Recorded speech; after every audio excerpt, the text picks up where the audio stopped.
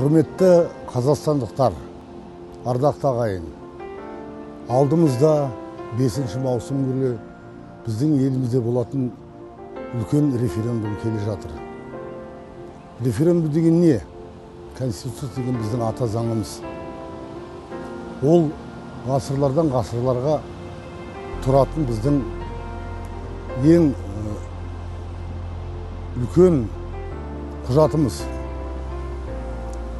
Оны неге өзгертейін деп жатырмыз?